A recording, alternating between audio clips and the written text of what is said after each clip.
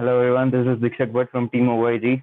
On again this virtual platform, I welcome you all again on behalf of our team, and we have today a wonderful speaker to guide us on a topic of wellness architecture. And today we have a wonderful speaker all the way from Bangalore. She is an doctor architect, so we used to call it a docitect, Roopa Lakshmi Bhat, and she is a founder of a Dreamz International. Ma'am has a dual degree in naturopathy and yoga as well as along with the architecture. Entrepreneur established as a wellness consultant since 20 years. Ma'am has been handled more than 35 pre-opening projects in a five-star hotels, including Heavenly Spa by Westin, Shine Spa by Sheraton, Spa by JW Marriott. She believes that the wall building is equally important as a well-being or a human health. She is in a journey of understanding the art and the science of the designing wellness spaces with the socially conscious systems and also the regenerating the natural environment. She believes that the wellness architecture will touch countless lives in years to come. Also, she focuses more on the five elements theory, which is important for the healthy environment as well. She have been in the Indian wellness industry consulting with the regards to design, building materials, concepts, and setup of project management. Her motto is that the learning is always accelerated by the applying your skills on the existing problems. I welcome you, ma'am, again on this virtual platform on behalf of our team, and thank you so much, ma'am, for giving us your time. I hope I haven't missed anything from your introduction. Without a further ado, I would like you to take over, ma'am. Sure. Thank you so much, Dikshit. It's such a overwhelming moment for me right now because it's been a long time that I have addressed naturopathy community, uh, and it's I feel really happy to connect on this online platform. And without delaying anything, I would just like to tell that the platform that you've created, Own Your Growth, is a wonderful platform. And there are a lot of questions arising in students' mind about the career, and we did not have that kind of an experience 20 years back where we could actually get inputs from our seniors. All the way we need to go travel, meet them. If they had time, then we used to get some inputs. Otherwise it was like creating your own experiences and learning by your own self. But whatever you have created now is a blessing to the community, I must say, because you show professionals as they are, and what they are successful in, what is their life, how their skills in life has been benefiting them for their livelihood, and about their dreams, and how to progress in this career. So I absolutely am really happy about this platform, and I want to congratulate and all the best to your team. And progressing towards the main content of this discussion, more of, it's not a workshop or something, it's just a discussion, and there are a few queries from the community that you would like to question, and I would like to address or give some inputs uh, through my experience, not just by info, just through my experience, so that it might help even a one student, then I'm successful. So let's proceed with the question series. And Sure, ma'am. Ma'am, first of all, I would like you to thank because your words really motivate us for the whole team. So thank you so much for appreciating, and we are glad that we connected. So now, without a further ado, I would like you to give some of the questions from our community that people are wanting you to address, as your experience is so vast. So, ma'am, first question from our side is that which was that spark that attracted you towards the field of this naturopathy and healing? Why and why you decide to pursue this field on the first place? I would like to share the slide. One second. Sure, ma'am. Just a second. I'll just check. Yeah. Yeah, you can just share now.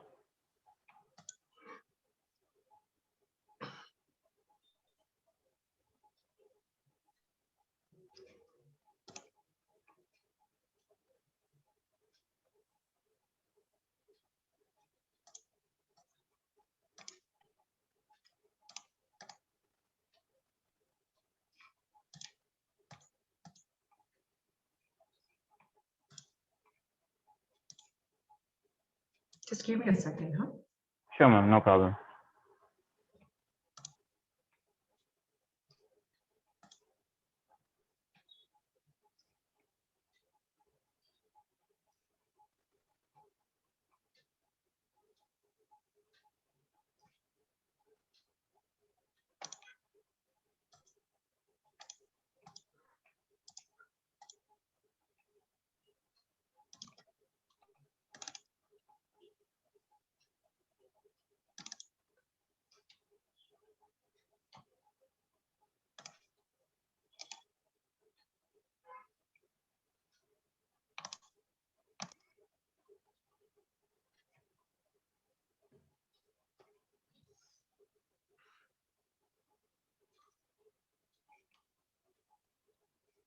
Able to see the screen?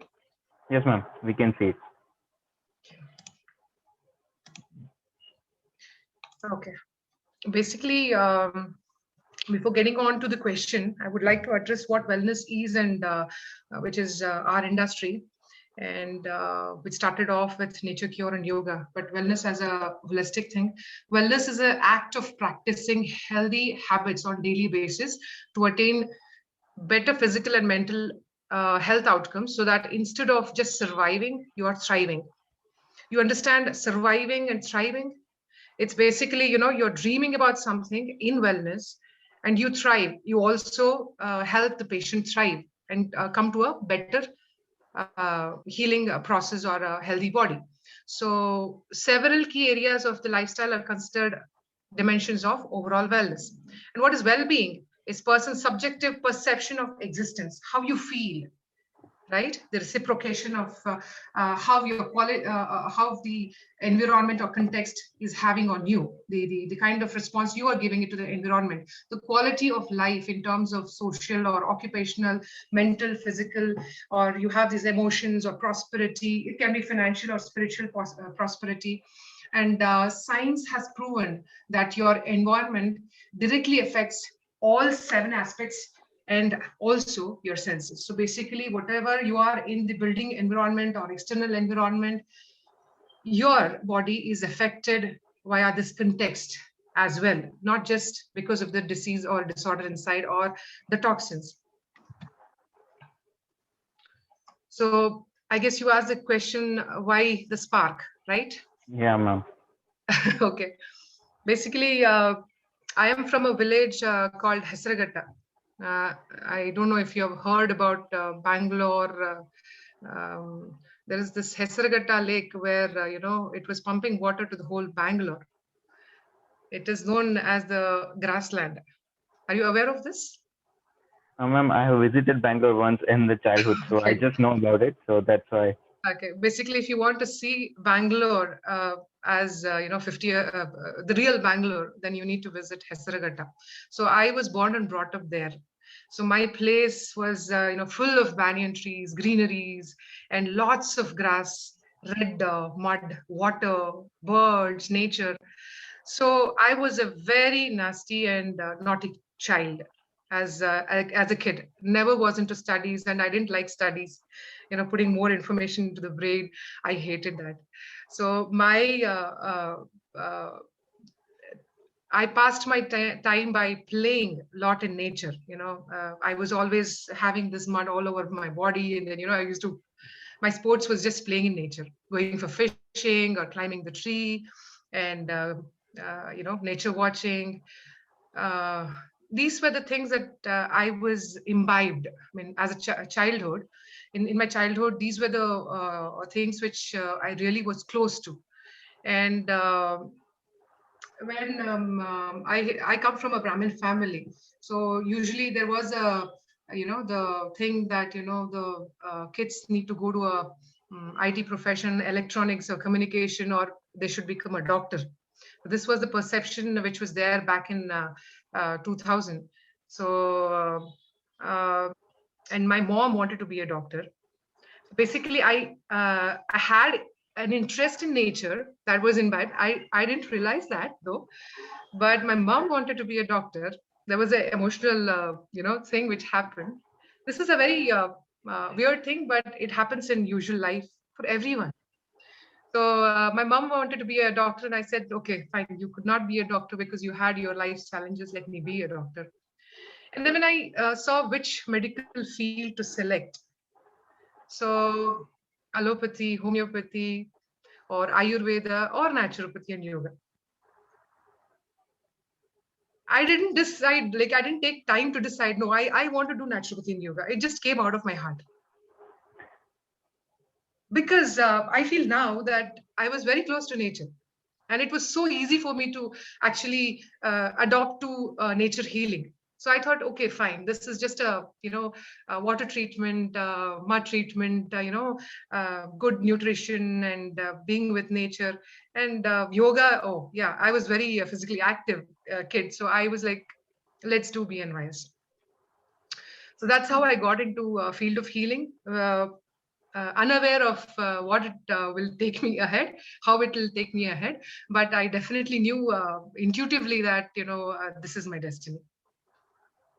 Actually, we are glad that you connected with this field so that we could connect with you in future. So that's very a nice part that that spark came in your heart. All right, thank you. So, ma'am, moving on to the next question. That now you have in two fields. So, why did you decide to choose an architecture along with the naturopathy?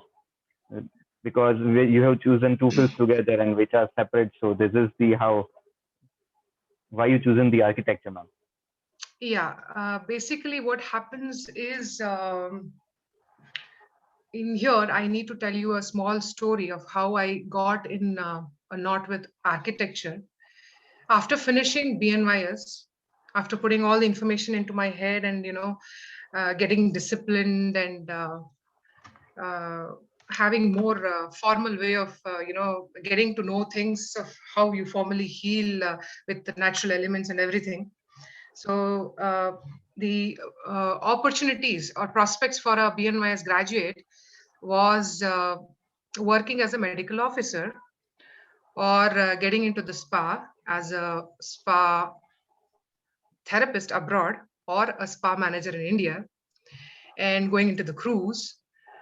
And so these were the possibilities, and the research possibilities were there, which was bubbling, developing. And you had to have the real, thing, uh, high spirit if you want to do a research, because you definitely need that kind of a mentor. Not everybody had a mentor at that point of time, and that kind of an interest. And so clinically, uh, uh, I thought I will pursue clinical field, and I um, was the founder, medical officer for Prakriti Arogya Dhama. Me and my husband, Dr. Keshav Prasad. So we practiced the clinical side of it, but I was always fascinated with the spa.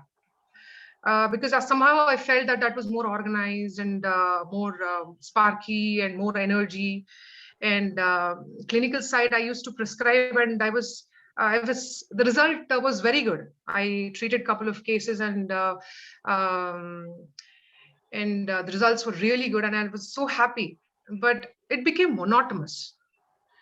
I used to prescribe, and the same thing happened every day, on and on and on and on. There was nothing exciting about what next. So when Ma'am, I how do you balance this two kind of because these are two different. So, how do you balance this? No, exactly. So what happened was, after the clinical field, I the journey what I traveled was, trying to progress myself, took me a path of getting into production of products, and treatment training, consultancy, and then into manufacturing of the equipments, because I thought the ergonomical design was good, that is required for the industry, and then into interior designing, construction. And then I became the preferred consultant for Starwood. So all these was happening, and there was a phase where I was discussing few things with the architects. What happens as a consultant, spa consultant, we discuss the zoning, the FF&D, OSD requirements, and how you are planning the whole spa and the wellness area. So I used to have discussions with the architects, well-known well-renowned and established architects. They are very well settled in the industry. So I thought I would get a lot of information with regards to the wellness from them. But surprisingly, I found the architects are having a concept of their own. Like if they have their own notion about the materials, the comfort of the materials or the spaces, the kind of planning, the kind of elevation, the acceptance of spaces in different terms, or a Vedic architecture or Vastu. Everybody has different ideologies and acceptance of different concepts. So it was very difficult for me to actually, because I come from a healing background, and I'm doing all these technical stuff, construction, interiors, trading, manufacturing. I was an entrepreneur also, consultant also, but somehow I was hooked up in the architectural part, telling that I'm not able to convince the architects for these new concepts. Why not? So the rigidity made me to understand that, why not give myself some tools and see if I could create some concepts, learn architecture and see how the process is done. What is architecture and how I can progress and come out with some concepts. That made me, to do BArch in 2015. And I did full-time architecture, and my classmates are like 20 years younger to me. And I never felt that way. It was an amazing experience. And just getting back to college as I was in BNYS. So it was really nice. And taking these two together, the question was how wellness and architecture, we are able to balance these two professions. See, when you're a doctor, you're prescribing, right? You're prescribing to a person for the well-being of that person. As a naturopath and a wellness architect, I prescribe both. Basically, I prescribe for what kind of materials you need to use inside, or the interiors or construction materials, how the spaces should be planned, about the lighting, ventilation, and the whole functionalities and the equipments or MEP, HVAC, or the air conditioning systems. These are the prescriptions I give, along with the prescriptions what a person needs to get about the Requirements. requirements for a healthy being. So I'm a dual package, basically. So I consult to, when it comes to clinical practice, I have not abstained from the practice. I do it, but at a very limited width, to friends, relatives, and special cases only. My full-time practice is architecture, designing wellness spaces. I keep studying research documents about, and then progress that to a functionality, architectural functionality. So I read all your research papers, so the BNYS community or Ayurveda community or the wellness community, and then I try to put that into proper functionalities.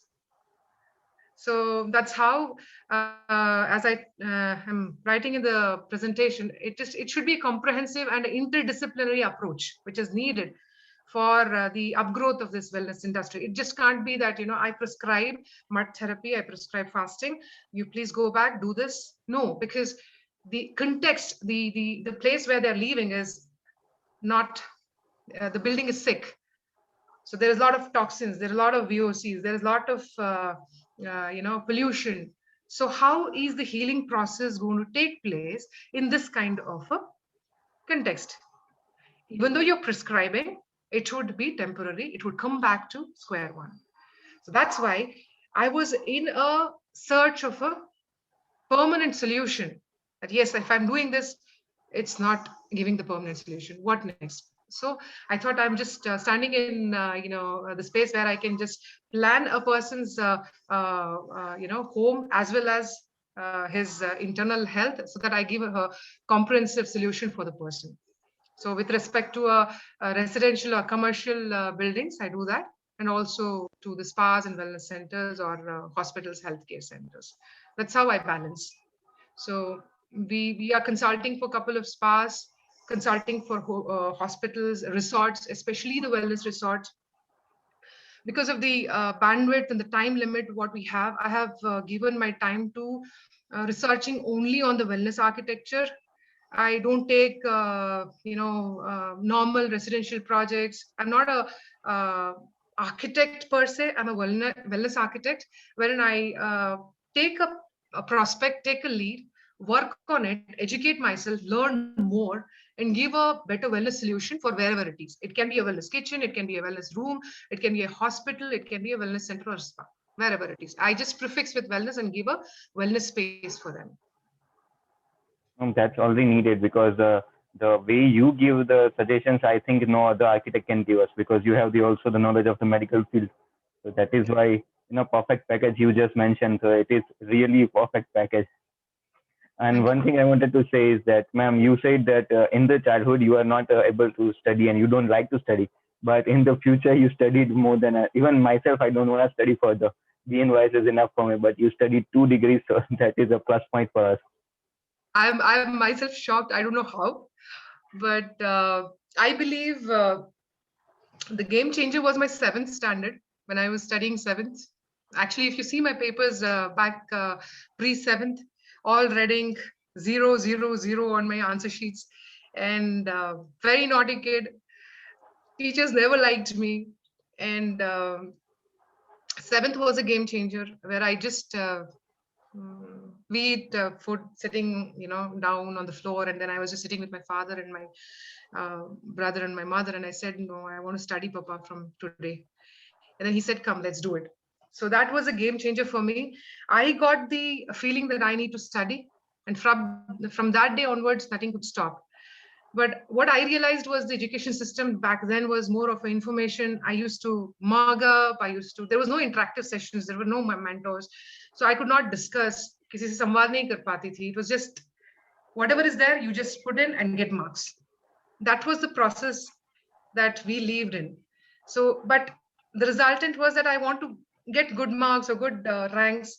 So I did that, but I'm really enjoying the education right now because architecture, when I studied architecture, I really enjoyed it because I enjoyed the interactive sessions. I had a lot of research papers, and then I had a lot of mentors ready to share their ideas and whatever they know. So that makes a lot of difference. So once a person or a kid knows that they want to study, that will be the game changer in the life. Ma'am, I believe you said that there are zeros in your mark sheet. So now I believe that those zeros are adding into your checks, ma'am. Okay. Checks. Yeah. I keep the checks also in control. You must be shocked with that. Very selective about the project. And my way of doing business as a consultant. Initially, I just got few thousands as a consultant. Started with say 5,000. When I went for a consultancy, they used to give me 5,000, 10,000, 15,000 back in 2004, 5. And that progressed to, I said, money is not a matter. What is the opportunity do you have? What is the work do you have? That was a question I used to ask each time. So one had a menu planning. I said, yes, no problem. What is that you can give? I went, I did it. I mean, I didn't see the P&L profit loss. I didn't see how I have to go from Bangalore to Shimoga or Delhi or Dehradun.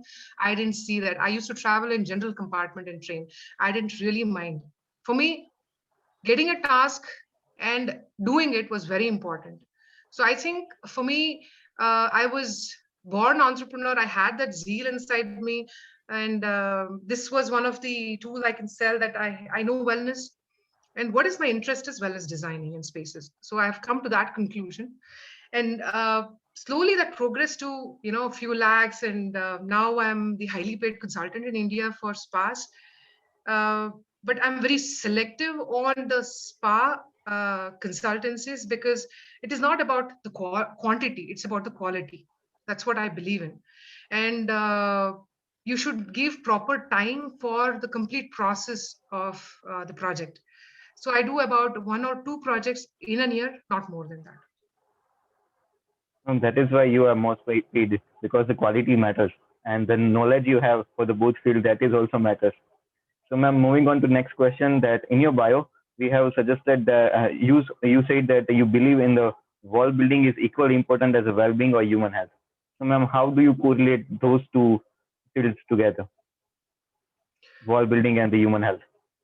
Absolutely, because as I told you before, as doctors, we learn all the systems. It might be a circulatory system or a muscular system, skeletal system. All these systems in the body has a reaction to the external environment. It can be through the water you drink, or it can be the kind of nourishment you take, or the environment or the light. If you are sitting in a dull place, your mood is like, नहीं मुझे आज कुछ नहीं करना है. But if you are having too much brightness, if you are in the nature and you have a lot of light incoming into your indoor spaces, you feel आज तो कुछ करना है. So that kind of a change is always happening when you are dealing with these elements like the water, air, light, and these kind of things. So on the context, the indoors, the building, and everything.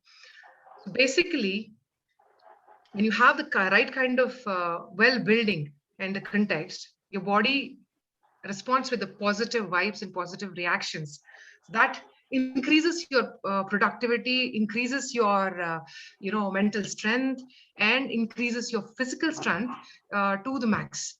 So that's why the well building is equally important as well being.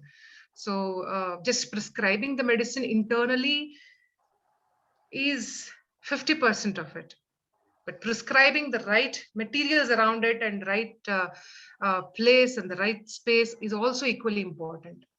That's why I personally contact a lot of doctors, and then I try to give them inputs on how the clinic should be, how the hospital should be.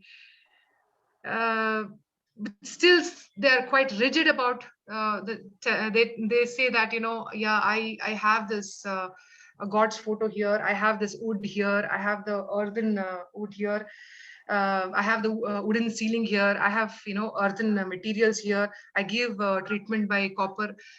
I understand that, but do you know if there is a wood flooring, what is the adhesive used for the wood flooring? That is toxic. There are so many n number of additives and the toxins around you. The installation of the interiors inside the indoor spaces are having n number of chemicals. The pop, the paint, the flooring, laminates, everything is chemical toxins. So heat falls on it, and it from there you get the chemicals and you inhale it, irritation of the skin.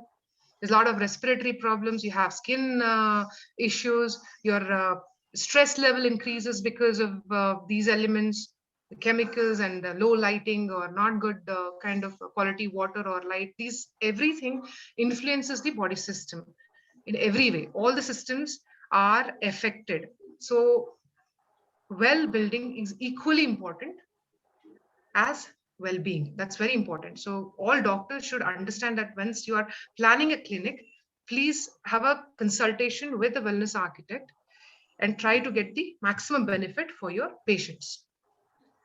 Definitely, ma'am. The way you explained it, really, even I myself, before the future, I think that this is most important thing we should consider. Not most of the people are thinking about it, and they are just giving it to normal architects.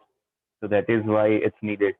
Yeah. Ma'am, next question is that what kind of architecture should be there for the hospital or a wellness center? Like you just mentioned that there are so many things in the one kind of a building. So how it should be particularly? Yeah, I would take those questions and also give you a outline of the spa, how we do this planning. And usually my design process is very organic.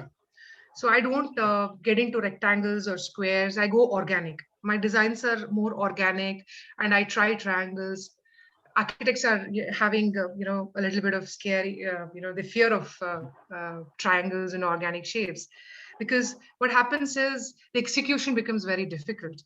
But for me, organic is a great possibility. So I try out organic, then triangles, then come to rectangles. So my priorities are like that. And I make sure that the project is at a accessible location, have good lighting, and the windows are facing the daylight. and it is having a good public access, and I design a very good entrance, and the uh, inclusions of subtle materials and elements like art, cultural elements of the vernacular elements. Basically, wherever you're doing the project, you have a lot of vernacular elements in terms of the culture or the materials. Inclusion of those holistically into the design is one thing I make sure I'm doing it when I design something. And that's about the architecture, which I'm thriving in right now, how the design process is. But what I had been doing all these days, all these years as a consultant, when I plan a spa, it's basically there is a primary principal consultant or architect who designs the whole hotel or a resort. This small zone of spa is given to me, so probably 5,000 to 20,000. It varies on project to case. So we are given with the space, and further we progress with zoning, we progress with the area planning, we progress with the walkthroughs, the interaction with the basic different areas with different functionalities and the traffic flow, and we do that kind of a research, and then we make the final zoning and the area plans, and we give it to the architects. From there they would come up with the basic plans of how the overall thing is. So when I plan a spa, I make sure that I take care of a few things, that it has quiet zone, and the room sizes are taken care of, and especially the MEP, because I'm from the technical background too. So I take care of the HVACs or lighting, and the electrical stuff, plumbing stuff, everything, the sound system, lighting, make sure the lux levels are okay, the noise levels and the insulations are okay, HVAC, the ventilation systems, these are okay. How do we place and where to be placed? And giving detailing about each areas, like the massage rooms or the facial rooms or the couple rooms, and basically the treatment rooms, and back of the house and the front of the house, the retail area. So all these things are detailed out. So how what are the kind of furnitures that I would like to place in, what is the dimension of it, what is the electrical points, what is the plumbing point that I require, so on and so forth. So if I just take you through the traffic flow, there's a graphical representation here.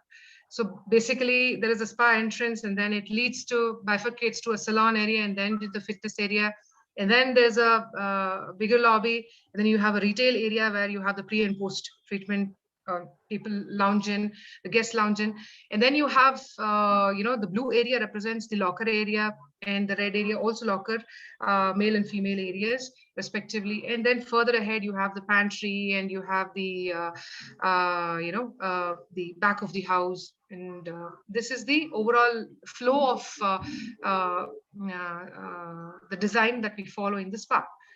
So it will differ from spa to spa, but usually with Marriott and Westin, Radisson, they have their own design guidelines that we need to follow. So we have very little bandwidth to make any kind of modulation in that.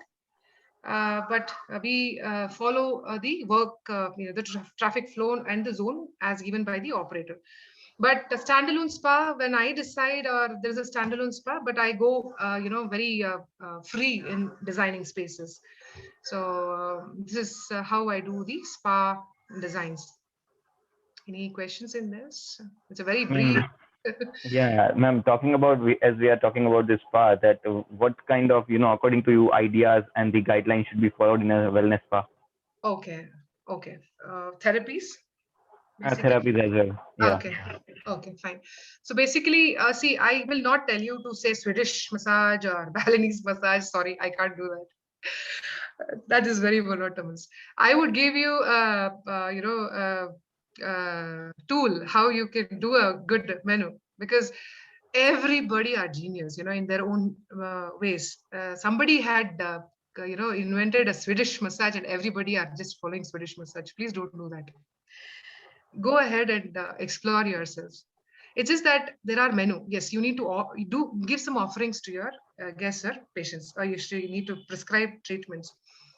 go intuitive with your menu planning, uh, because each and every person have different beliefs in what kind of treatment is very good, or what kind of treatment is okay or doesn't work. So, and you're strong about certain oils or essence or essential oils or scrubs or water treatment or whatever, so it can vary, so the product can vary, so it is indefinite. So you should keep the spa menu, you should design the spa menu with keeping the inspiration from the local market and culture, as I told you before. So vernacular, keep it vernacular. For example, if you are doing something in coffee estate, so make sure that you use the elements which is available there, like black pepper, coffee beans, uh, Karnataka, you can have sandalwood. So there, it should be vernacular and cultural oriented, and it is from the local market. Don't say that, I am going to put Balinese massage here because Bali is there, but you're giving treatment in Coorg. But you should surprise your guest with new treatments. Then they're coming there to get surprised. Yes, you should have a 25% of menu, which is very generic and monotonous, but you should always have 75% of your own concept. The menu planning should be dramatic. You should do it with keeping the philosophy, and you should have the composition of materials that you're going to mix and match. You should also keep the menu pricing. At the end of the day, your menu is what is going to give you the break even.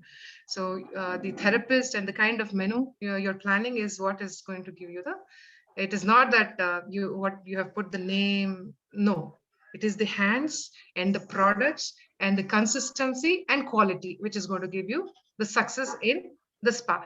So you also design the product lines, you design the retail products.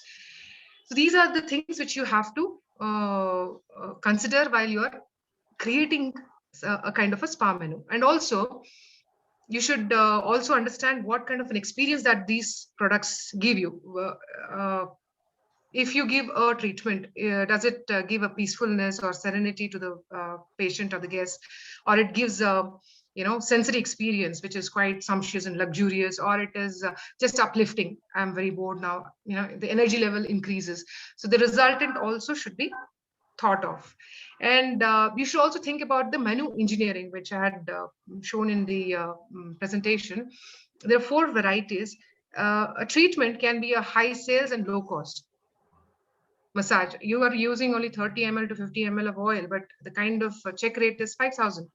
What is the P&L, profit and loss? You are having more than 300% of profit. So high sales, low cost. There is a strategy of high sales, high cost. It is required to give, but it is also having a cost. But yeah, you're giving it. Low sales and high cost. No sales, but you're giving it. For example, the wet areas, the complimentary steam, sauna, and facilities what we give, the fitness facility in the hotels are having, they are complementary with the hotel accommodations. Low sales, but they are high costing because you have to use the water, electricity, etc.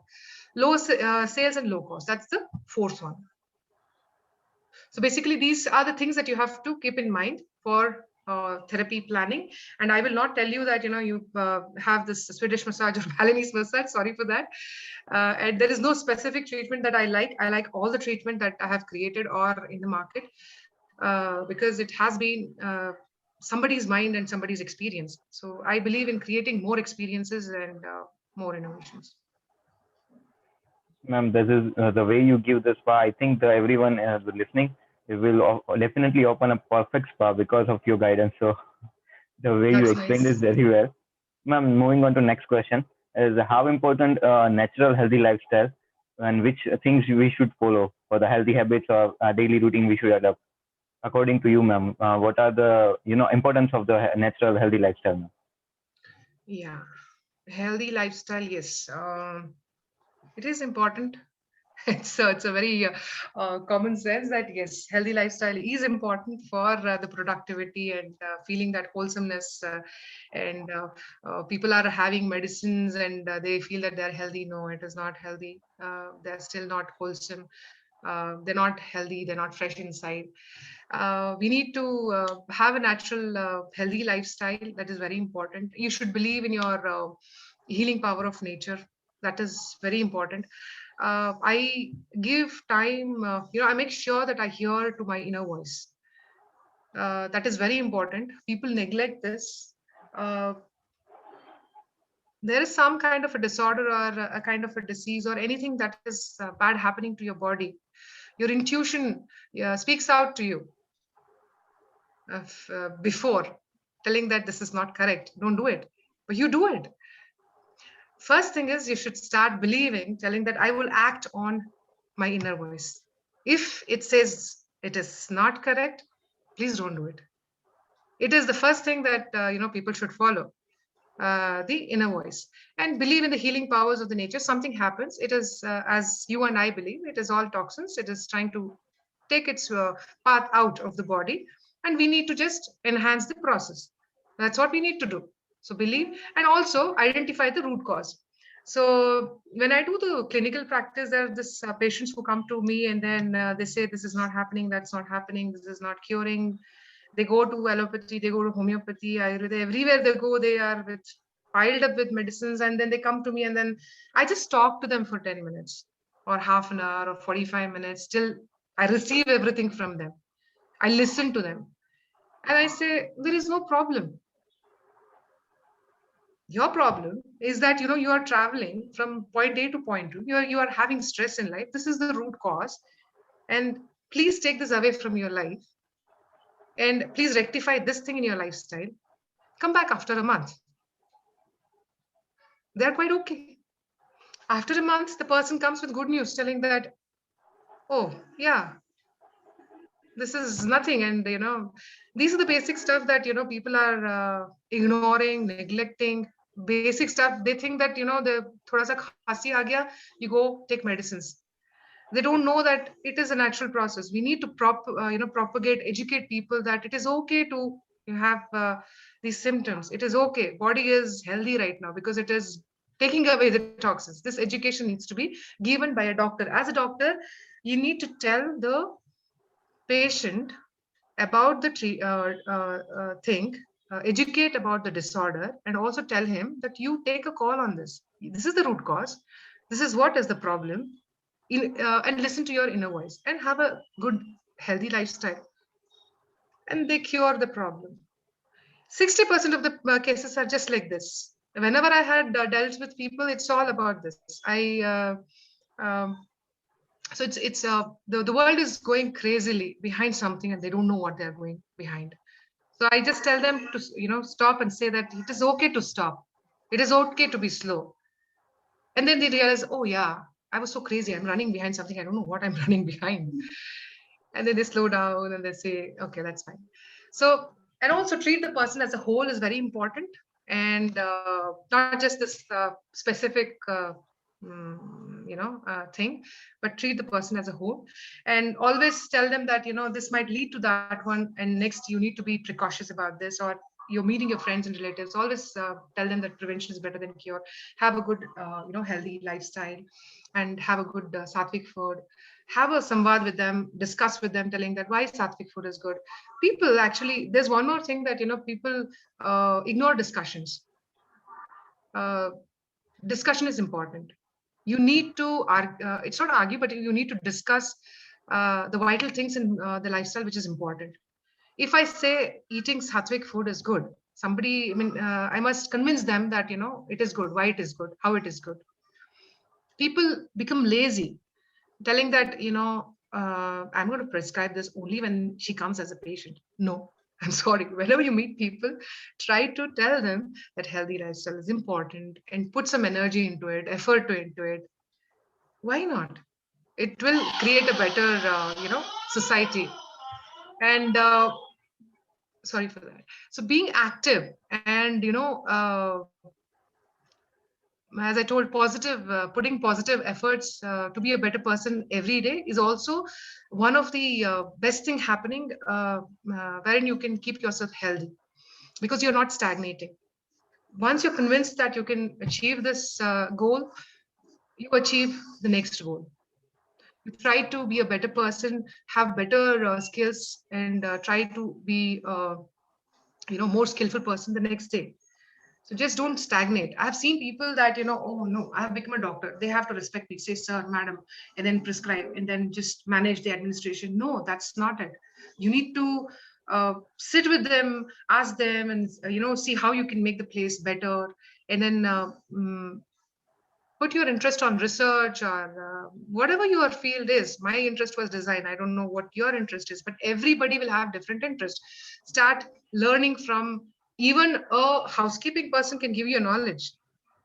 So no profession is low or high. So you need to learn, you need to be a learner every day and learn new skills. That will lead you, you will have a healthy mind, and you will have a mental health also. The once you start settle down in one thing, and your ego pops up, and you are not healthy. I'm sorry. And you're saying that he needs to respect me, or you need to be like this. So that is mental illness. You're not learning from the other person. This thing my daughter taught me, and I learn a lot of things from my kids. I even discuss a lot of things with my kids. The kind of amazing ideas they give me, I don't think any kind of mentors also can give. They have these fresh ideas, innocent ideas, and if we really put that and discuss and see, it makes sense. So I think that samvad is very important in day life for our mental health also. Ma'am, that's particularly, the best advice you give, and the whole the question you described is a particular. I think I don't have words to describe the perfect way. The describe the question is the Yeah, way you said that the doctor should be a teacher. I think doctor should be a friend as well. You also mentioned that in your discussion. So yeah, yeah, moving on to absolutely. next question, ma'am. That how should we manage the lifestyle disorders? Because as a doctor, lifestyle disorders is a big challenge for every doctor. So how we should tackle that kind of situation as a naturopath? Okay. So 1 second. Naturopathy. Yeah, the lifestyle disorders, right? Yep. Right. 1 second.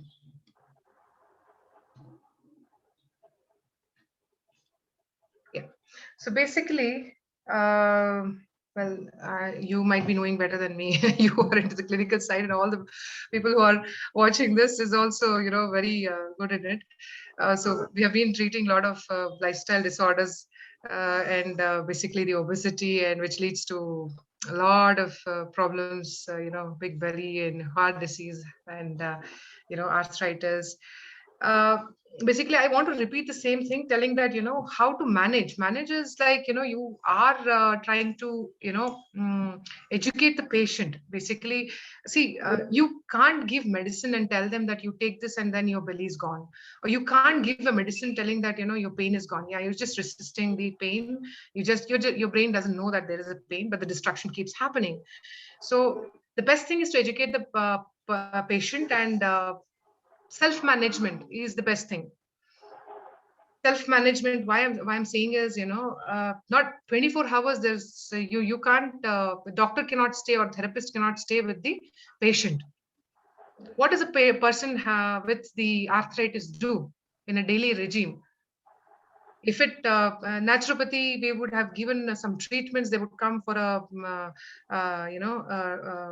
oil massage, or some treatments, hot treatments, water treatments, compresses, and then you will make some diet changes. But you would prescribe. Who has to follow? These are the life changes that they have to make. And you can give a massage, probably 1 hour during in house, if they are in house. But outpatient also, they have to travel, come, take the treatment and go back. By the time they are into the sick buildings, they're already sick. So basically, it's the self management which is very important. For that, you should prepare the patient, give them the education about what is osteoarthritis, what is this oil, what does this oil contains, what is the correct procedure that you have to use this oil. Do this every 2 hours. This is the kind of stroke you need to give. This is the kind of temperature that you need to put. So this is the kind of self management. This is the kind of meditation you need to do.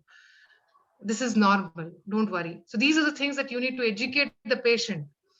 Manage, patient will do with his or her intuition. Once they get the tools, they start managing it. And facilitate the best app treatment for the disorder, which will expedite the healing process. That is what we have learned in naturopathy yoga. So toxins, we try to remove the toxins out. We expedite the toxins removal by giving all the treatments like steam, and wherein the skin is having a better ventilation, and it vents out the toxins, and the lungs, and the kidneys. So basically all the excretory organs are triggered so that the toxins are coming out. So you need to facilitate the best app treatment, organize, prescribe the right kind in the right kind of environment, right? So, and the treatment should be given as a whole, not specific, as I told you before. And this is the best way of managing a lifestyle disorder. And again, having a sattvic routine, and make sure the patient is well motivated to follow the same. It's just that, once we talk and then they're motivated, and then the other day they're not motivated. Make sure that you consult the patient regularly. You call them, how you are going to do this, and you know that this is the right thing. You're just this far away from being healthy. So I think you will be able to do it. So motivate them, and they require this. Patients are like kids. If they were to do it by their own, they wouldn't have approached you. They need a lot of motivation, a lot of counseling from you, saying that yes, it will be okay. You are okay. It's going to be okay. So you just need to counsel them regularly. That is how you manage uh, the patient uh, properly. Yeah. Sure, ma'am. This is tips you gave. It's perfect. So I think we should follow and try to follow this. And basically, I believe that we should become a Sandeep Maheshwari for the regular time for the patients, that they can stick to their routine and their care. Right, right, right, And right. ma'am, moving on to next question. Yep. That as we talk about the patient, so how, as per you, how should we build the connection or the rapport with the patient? Well, this is also a very generic question, and it's basically that you have to have a good eye contact. Basically, the comfort level should come with the kind of eye contact with the patient, and be empathetic to the patient, be a good listener, be open to communication, and I feel active listening is the key to this thing, because they have a lot to say. Through my experience, I feel that we should not put things unnecessary information in their brains. They are already filled up with a lot of trash in their brains. We need to take away those trash, make it a white page, and write correct things in their page. So for that, we need to trash, we need to listen everything. So Nowadays, ma'am, Google does that. People come with the Google consultation first and then comes to us. yeah, yeah. All right. So we need to listen, be an active listener, and then tell them what needs to be correctly done, and have faith, be honest, and be a teacher, as I told.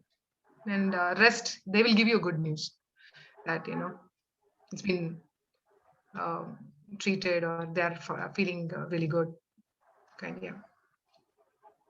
I should definitely try to follow the steps, because in future I'm also going to consult the patient. Right now I'm, so looking forward for that your tips. And now another question is that according to you, what is the future of the healing medicine?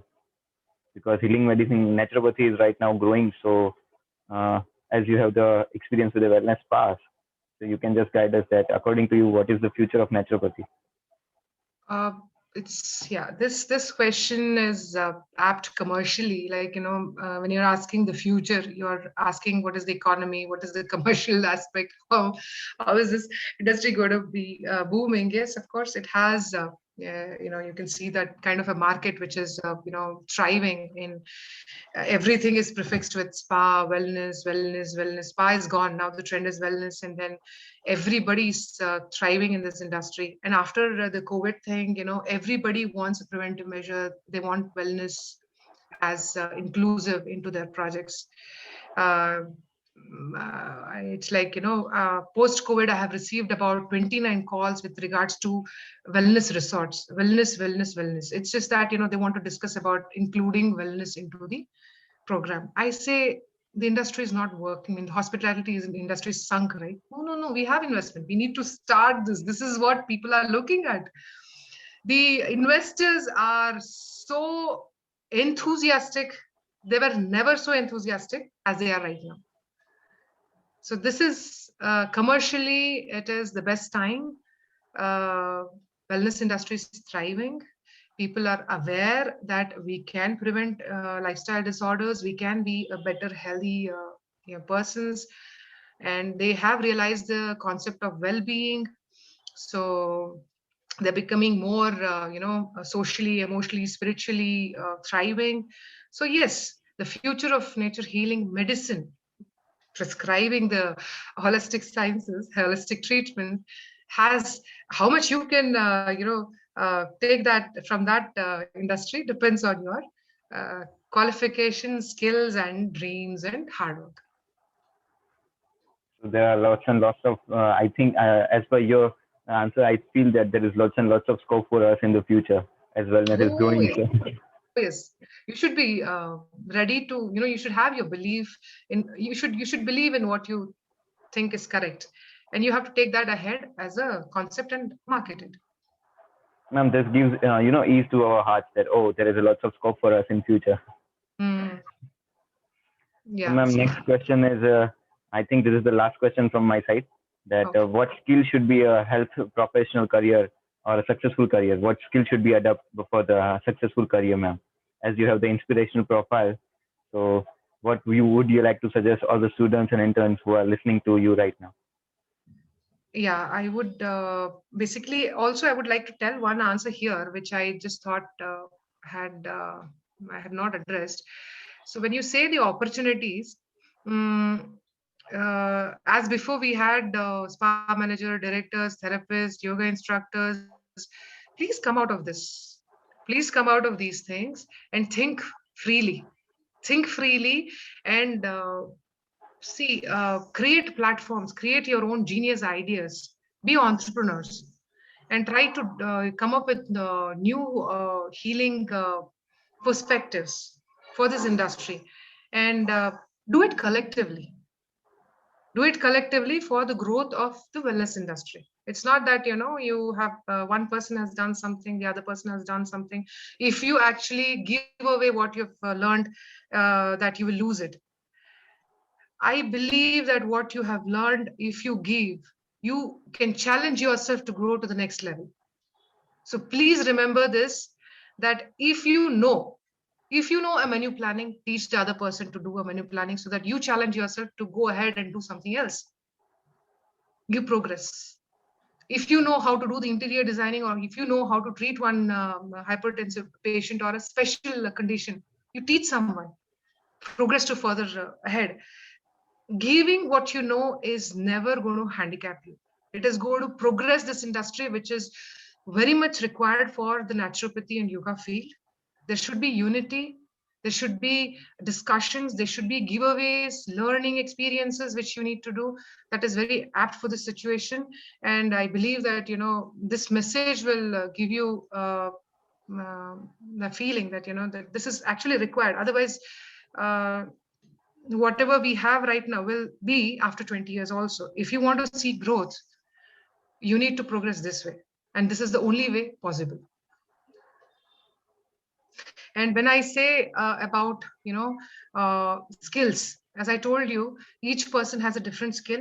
It can be giving treatment or prescribing or handling research or being an entrepreneur. You can, some junior might be my they might come to designing field also. So there are a lot of things that you might be interested in. So find the right mentors who can guide you, or if you don't have mentors, you make your own roads. You think about it, talk to yourself, make plans, take calculative risk. For me, all these five things, like following my heart, taking calculative risk, challenging my limits, and I was very committed to work, and I was a learner. All these five things helped me to grow in my career. So when I didn't have an import license, I just applied it and I got it. And I didn't know manufacturing, I did it. I hail from a Brahmin family. I'm a lady with no background of business, nothing, but I can do all these things. Why? Because I feel that I can do it. If you feel that you can do something, you just follow your heart and take risk and challenge your limits and do it. And skills, I can't say that, these are the skills required to be a spa manager, these are the skills required to be a good doctor. I'm sorry, I will not prescribe those things to you. I will not put these trash into your brain. I will just tell you every person is unique and genius in their own ways. Please explore your possibilities and come up with new ideas to the industry. Generic ideas, yes, they keep following, but new ideas should come into the industry for the growth of the industry. So I tell all the my friends in this industry, my student friends, that please come forward and explore yourself. Don't feel fear of exploring things. Every person started from that zero. Okay, and you have beautiful mentors. If you actually search, you can just get good mentors. They will guide you through, they will give you what they know, and from there you can start ahead. So whatever industry you like in research or whatever field, just go and explore your dreams. Don't feel that fear of not exploring. You can always do it. That's perfect, ma'am. The way you have calculated risk and everything, put at every question everywhere is perfectly in the place that you said that you would not try to, cope up this session in our mind, but the way you explained, it's already in our heart. It's not in our mind, ma'am. So once again, ma'am, thank you so much for joining with us. And today you give us your time, and this is valuable time because you have such a busy schedule, and you gave out time for us. So that we are lucky that we could connect with you, and we hope that in future we can have an interaction session live because we are planning for right now the COVID situation. So that is why we are doing it on online. But in future, we would like to connect with you again and utilize your knowledge and experience again because at that time I think you can give us another vast life changing tips to us. So we would Yeah, like sure. you to connect with again, ma'am. Thank you so much, Sure. ma'am, once again. Thank you so much, Dikshit, and thank you, Bhavit, and thank you, the team, for keeping, creating such a great platform, and all the best. Thank you so much, ma'am.